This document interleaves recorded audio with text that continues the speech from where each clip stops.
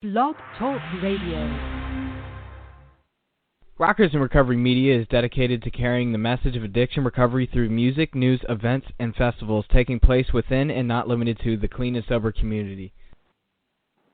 Hey, John Hollis with Rockers in Recovery. I want to welcome everybody to the show. Of course, Rockers in Recovery is live right now on Blog Talk Radio, streaming out to, of course, Rockers in Recovery on our webpage, which is rockersinrecovery.com, on Facebook pages all over the place, and LinkedIn and Google Plus and Twitter. So, guys, enjoy the show tonight, and we are going to be talking to a good friend of ours, Paul Wilson, who is part of We Rock for Autism and is also part of Rockers in Recovery, and a very old friend of ours, Scott Armbruster from Sound Pillow. And Sound Pillow Sleep System has been around for a long time, helping addicts actually with sound and different music meditation programs and different things that you can use through a pillow that you can actually plug into an MP3 player that is provided to you by the sound system and the sleep system. And it's a pretty cool apparatus, but they're finding that it also helps with autism. And our friend Paul has a grandson that is autistic, and he found that the pillow really, really helped him in sleeping. And from what I understand, we're going to find out more about that. Right now, what we're going to do is we're going to bring Scott on the line and talk to Scott a little bit. Scott, welcome to the show. I want to thank you for being a part of Rockers in Recovery tonight. Oh, good evening. And as you know, always my pleasure to be part of your world, John. Yeah, man, you've been a part of my world since 2008. I really didn't want to do the math, so thank you very much for doing it for me. It's been a while.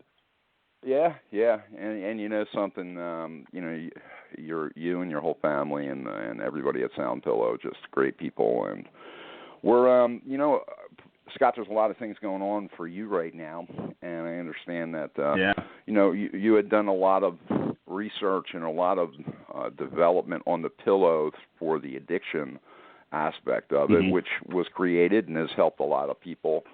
But you also found that there was a niche in this thing too for autism. Can you give us a little bit about that? And a crazy ride that was. It was totally by accident. This potential discovery was totally by accident. Started off as actually an act of kindness from my neighbor. Fixed a sprinkler head for me. Didn't even know he was in my front yard until he woke me up. And I paid him with a sleep system. And it turns out his son Charlie is Asperger's and wasn't sleeping. And about a week or so later, Charlie's mom, Herb's wife Jennifer, chased me down in the neighborhood and told me that Charlie was sleeping and started to tell me about, autism, Asperger's, sleep issues within the autism community. So our research would be more anecdotal. Again, Jennifer Allen with Asperger's 101 gave us the platform to have a couple dozen families try the system and report back to let us know what happened, based on what she saw with her son Charlie. And the reports were insane. It really seemed to have a real possibility. So from there, we were fortunate enough to pick up the attention of the Suzanne Vitale Clinical Education Complex at Western Kentucky University. Say that 3 times fast. And we got together. We started chatting, and they offered to pull together an actual research study involving 125 folks on the spectrum. So we'd like to really see if we, from a clinical standpoint, if there is something here. And we're actually we're recruiting for folks too. So write this email address down, cec@wku.edu, or maybe we could even have the connection put up on your stuff, John. But we're actively if you send me that participants. Yeah, if you send me that, what I'll do is I'll put it on the posts that are going to be going out. So, but you're actively looking for people to participate. Yep. Is that correct? Well, okay. So how does that work? I mean, what does that look like? Well, it's real simple. It's actually here are the parameters. Anybody aged 6 to 27, plus they will take folks older than 27, but nobody under the age of 6, male or female, with any autism diagnosis, also experiencing mild to severe sleep disturbances. And the crazy thing is that 75 to 80% of folks on the spectrum, folks with autism, have a mild to severe sleep disturbance. It's very common. Wow. And we really want to see if this is something that is worthy on a clinical level. We're going to try to figure that out. It's good stuff. Matter of fact, we rock for autism. I'll tell you a funny story about what took place in November. We were doing an event where we raised money for Paul Wilson and the 101 Club, and Rockers in Recovery went in, and we put on an event at the 101 Club to raise money for the nonprofit there. And one of the things that happened was that Scott had donated a pillow to be auctioned, and we decided not to do an auction per se, but Paul ended up with the sleep system. They thought it was a really cool thing, and then the next thing you know, Paul's grandson, who has autism, grabbed the pillow, started playing with the pillow, and hasn't let go of it since, from what I understand. And it's helped him to sleep. It's helped him to deal with a lot of things. And Paul's getting ready to, with his son Chris, who actually founded the We Rock for Autism, they're having a concert, and it's April 21st, and it's Concert for Acceptance. And it's going to be a pretty cool thing, helping a lot of different people. They're holding it at Gigi's Cafe, from what I understand. It's going to be in Sunrise, Florida. And, of course, you know, Paul has dedicated and donated a lot of his time, money and effort to supporting Rockers in Recovery, and we wanted to make sure that we were able to support his cause and his son's cause. And by it all coming together, it was kind of like just really came together after the event when Paul called me and told me about, you know, what had happened with the pillow and his grandson. So I was really, really excited to be able to get you on the phone. So it sounds like this isn't like the first experience with somebody with autism being able to have a pillow in their hands and not let go. Yeah, no, you know, and this is why, from the clinical standpoint, it is so important to me, because from the anecdotal reviews, you know, Paul's grandson, Chris's son, Jennifer Allen's son, Charlie, the phone calls that were kind of coming in randomly before this kind of all started to come together, that were kind of, I'd say, like signals from the universe, almost. We just need to know on a clinical level that what we're hearing anecdotally is actually documented and true before we take it much further, because we're very excited about what the possibilities could be here.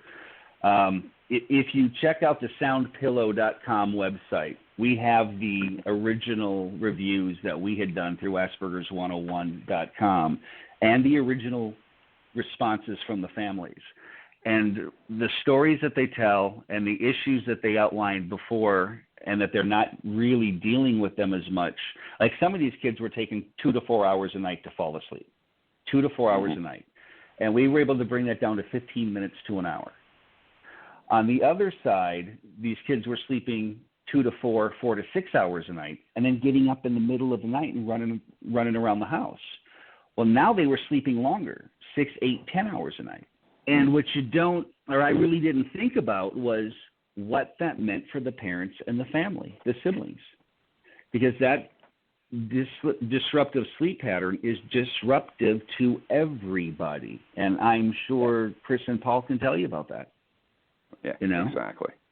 It's crazy. One of the things that you, sure that you have experienced, especially, let's talk about a little bit too, because some of our listener base, of course, all of our listener base is based on addiction.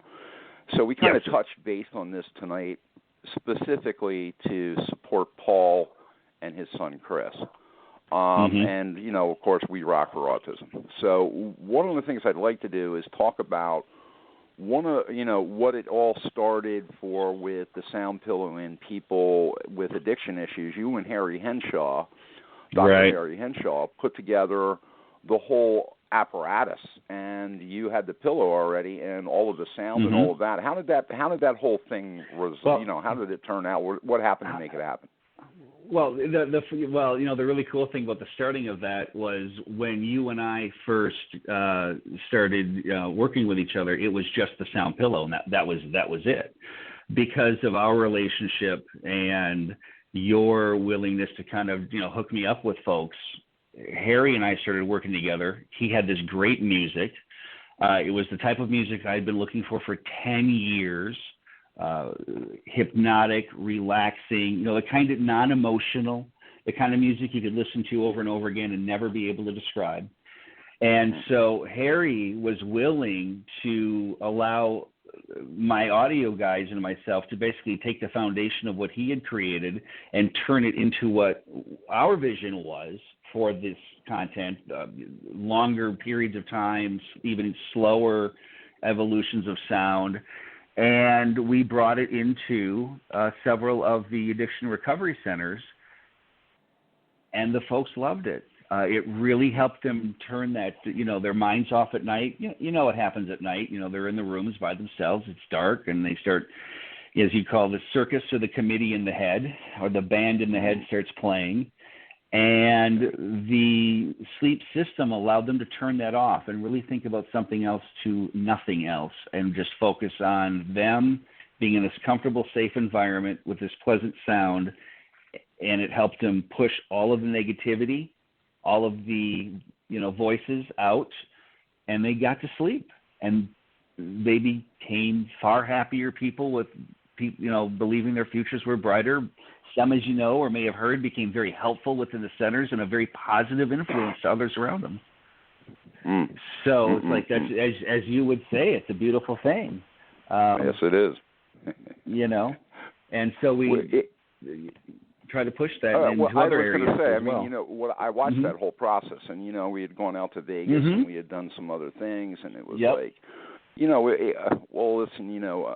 even more so today, the evidence-based technology, especially for addiction treatment, is really, really being looked at. I mean, from everything from hemp oils to, sound lounges to all types of different things. So, I was speaking with somebody yesterday, a guy named Sam, that is one of our corporate sponsors here at Rockers in Recovery, at Amethyst Recovery Center, and they utilize all of these things. So does Lyle Freed from the Shores. A lot of these people are literally going out and are looking for alternative approaches because it's not a cookie cutter anymore. Individually, right? You have to look at the individual and what their needs are. So I think that every little tool in the toolbox, so to speak, like the sound pillar or the sound lounge is a benefit to somebody's long-term recovery and using it as a tool, along with the 12-step approaches and all the rest of the things that they do. So I think that, and for me, I mean, I remember, going, to meetings and my sponsor and working the steps and doing all those things I need to do, but at the same time going to John Giordano and getting the EMDR therapy, and also getting amino acid therapy. I did all of those things, 10, 12 years ago, based on the fact that I needed to do something other than, because I couldn't sit still. I couldn't shut my brain off. So to sit in a meeting or to get around that 30-day or 40-day time period and wanted to use all the time and sometimes succumbing to it, I had to do something different, and the alternative approaches really helped me. So kudos to you and what you've done with the pillow, and the pillow being able to find, and it's funny because one of the things that we talked about yesterday with, I was on the phone with Lyle, not with Amethyst, but with Lyle, one of the things we talked about was sound therapy as a whole. and sound therapy being able to not only work with autism, but also it helps with Alzheimer's. It's been confirmed to, really soothe other things that are going on. So your vehicle is bringing the actual therapy. So the sound pillow and the system's really just bringing that therapy forward. You can put all kinds of stuff into the download. Is that correct, or is it specifically downloaded with stuff? Well, it does come preloaded with 18 tracks. The content, all of which can be sampled at soundpillow.com /sleep-system, or just go to the soundpillow.com and click on the sound samples. But it is preloaded, but it is also true that you can add more content. You also can take the pillow and plug it into an iPhone or iPad, but we learned some and had to overcome some challenges with that. And one of which is the amplifiers in the smart devices are just so small. They assumed you're going to use earbuds and put that sound directly in the ear canal. For use with the sound pillow, you have to push that sound through the pillow.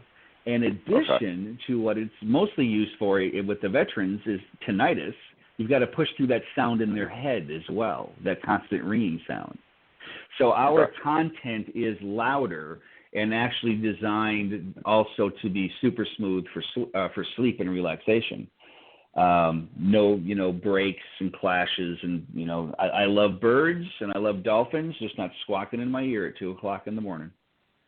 So just everything. And sadly enough, as I say, there's no fish in our ocean either, or getting that way. But it's really about just sinking into your mattress and going and then from there, if you can fall asleep, sleep does amazing things. Sleep is an undeniable healer in and of itself, and that was our goal, was to make put someone in that environment and then provide them the content at their fingertips to find something that just makes them take a deep breath and sink into their mattress and go to sleep. Because if you can wake up the next morning after a good night's sleep, no, go ahead. Yeah, I was going to say, there's different levels of sleep. Can you go through the different levels of sleep for people? Because I know for me, I only get to 2. That's my normal run. All right, well, I've got to make my lawyer happy real quick, so I'm not a doctor, and I won't be giving you any medical advice. Now he's happy. But there are 5 stages of sleep, and each cycle runs about 90 minutes-ish. We're all a little bit different. But your first stage 1, is the first 10 minutes is you're starting to, relax, kind of sink into the drifting in and out. Maybe, you have that moment where you do that little jerk of an arm or a leg or something. Stage 2, you're sleeping.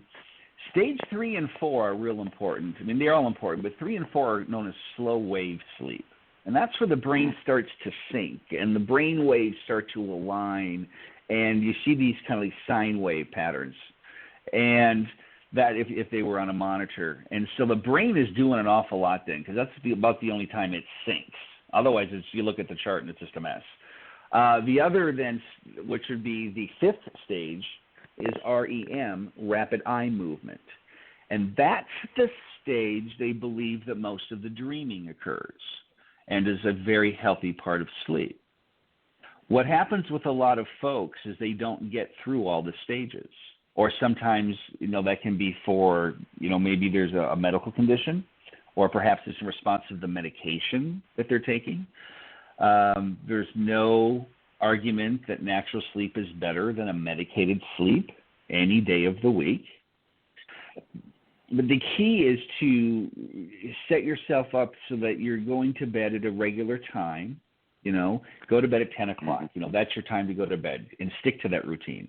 Get up in the morning at a standard time.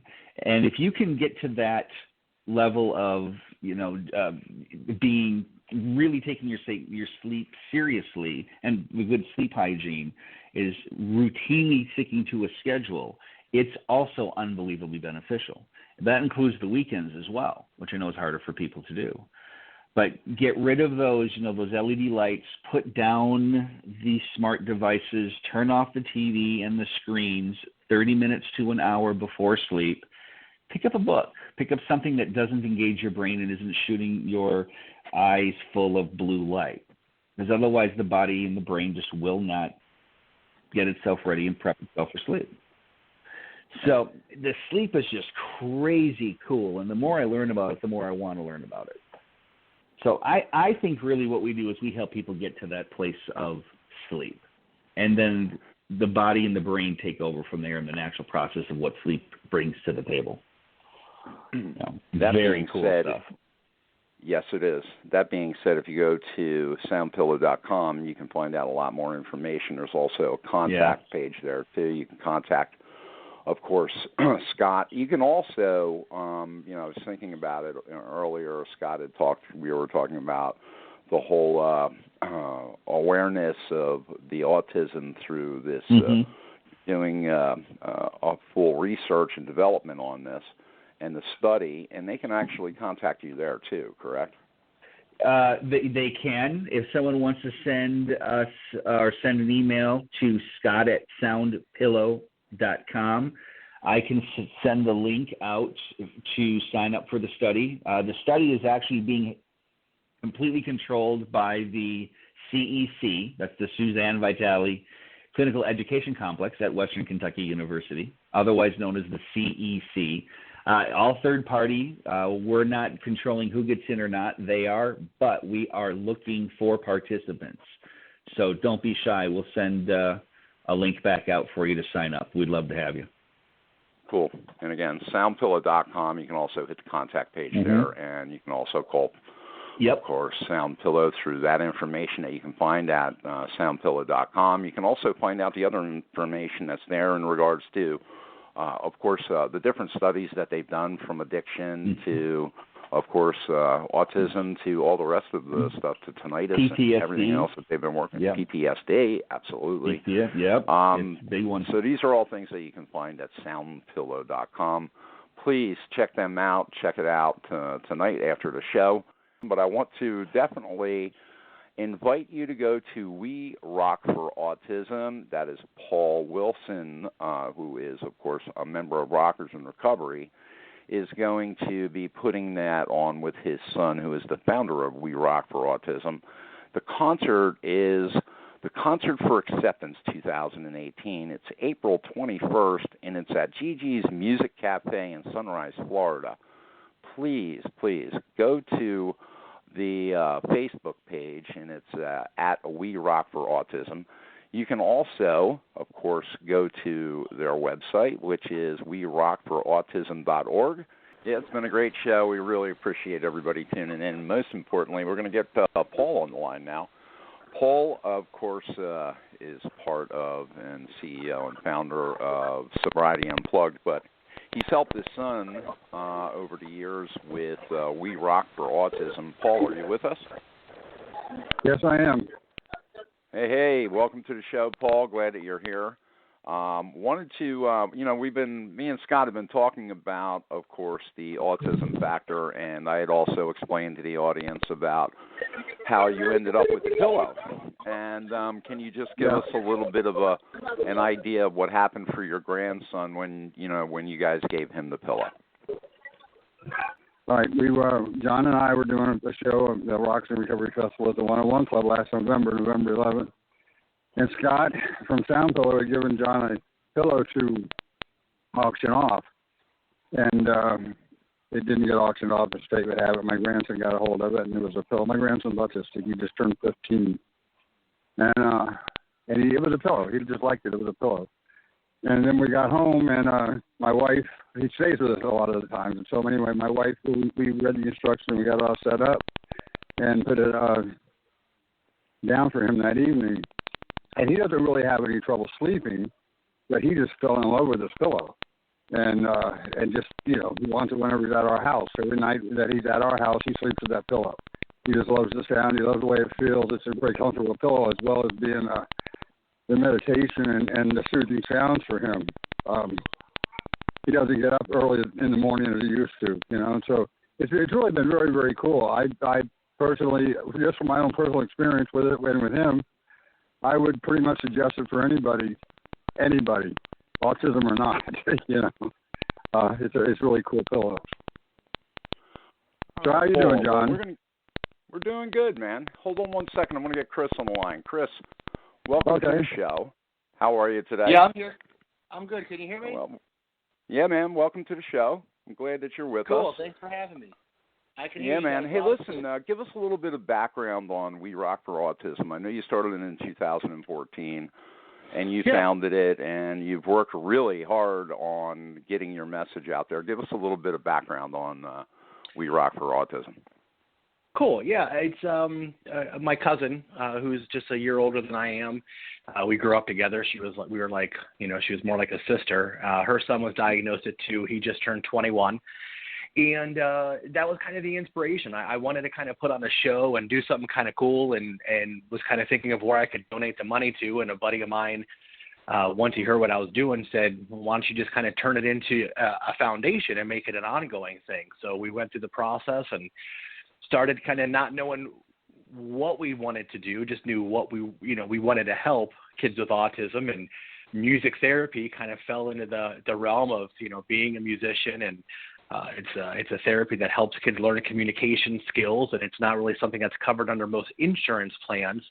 So we thought it would be cool to, raise money and help kids go through 8-week music therapy sessions and kind of see how it works, and it just kind of steamrolled into what it is now. So it's been a pretty fun ride. It's a very cool thing.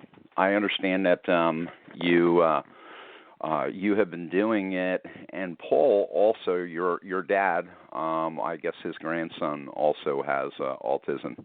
So it kind of all worked together, correct? Well, it was the primary inspiration was my cousin's son Cody, and then with Tyler, with Dad's grandson. I have a drummer that I was in a band with out in Los Angeles for a long time that we're really close, and he has a son with autism, and it's something that I've come across across many different avenues, which made it an easy choice. Well, the cool part is, we were talking at the beginning of the show with Scott Armbruster. Scott, are you with us? Absolutely. Still here. Cool. So Scott is, of course, the originator of the sound pillow. I'm sure you've heard of the experience that Paul had with his grandson and what was going on with the family as far as the pillow was concerned. But ultimately, there's a trial going on right now.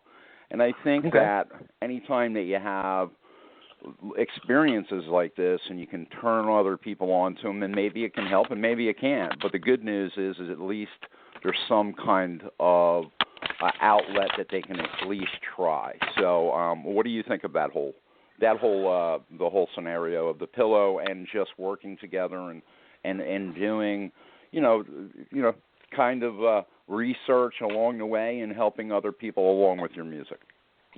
Yeah, without a doubt. I mean, the cool thing about the pillow, or the concept of the pillow for kids with autism, is not just necessarily for sleeping, but kids with autism have a lot of sensory processing issues and just have a lot of sensory issues, period. So, they'll wear noise canceling headphones out in public where the noise is too loud, or they'll have, something they'll fidget with, or something that keeps them comfortable. So, like in Tyler's case, where, he just might gravitate to a specific toy or to a specific item, to have something that presents a soothing element to it.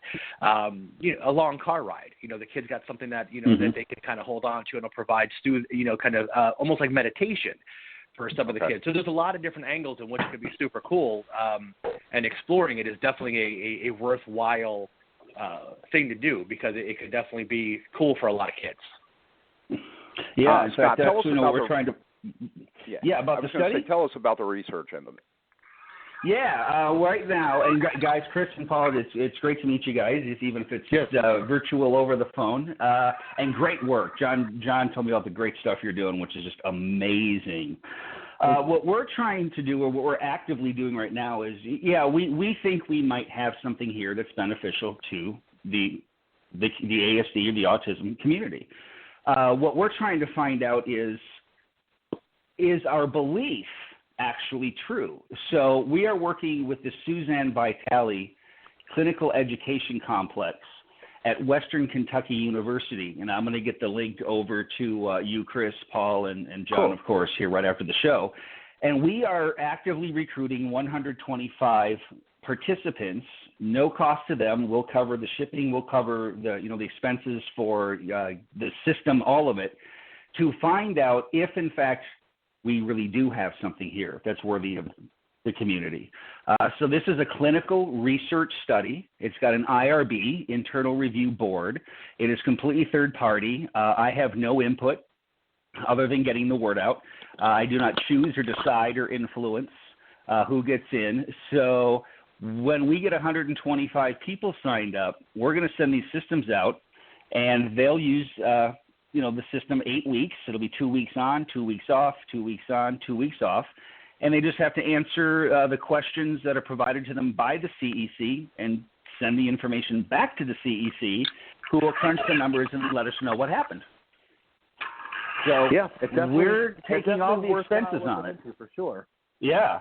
Well, and the great that the CEC is a cutting edge autism center. I mean, they really are looking for things that are beneficial and worthy of the community at large. So when they caught wind of what we were doing, they proposed a full-fledged study, and we certainly weren't going to say no. We'd like to know. Yeah. The other cool part about this is Chris is getting ready to do We Rock for Autism April 21st. Is that in right? April? Yep. Yeah, man. So tell us about the gig, tell us about the music, and tell us about the event.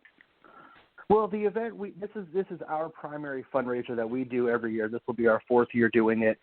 And, we have bands come out and play. My dad comes out and plays, and my band plays, and we just bring a bunch of people in. We get a bunch of donations from various sponsors, from Disney World to Southwest Airlines that's dumped in, and Total Wine, and a bunch of other different places. And it's just kind of more of a we call it the concert for acceptance. And that way it's, kind of encouraging inclusion. We open up to kids and families and, kids on the spectrum. Most of the people that come out are just supporters of the event that come out to, to provide support and bid on some raffle items or bid on auction items and whatnot. But we'll bring in some guest speakers from, some local sensory-friendly gyms or companies and kind of get it out there, in regards to what we're doing and what we're trying to promote. So our event is geared more towards, trying to garner support. And then, we do work with some, we do our own community outreach programs where we kind of deal a little bit more with the parents that have kids with autism.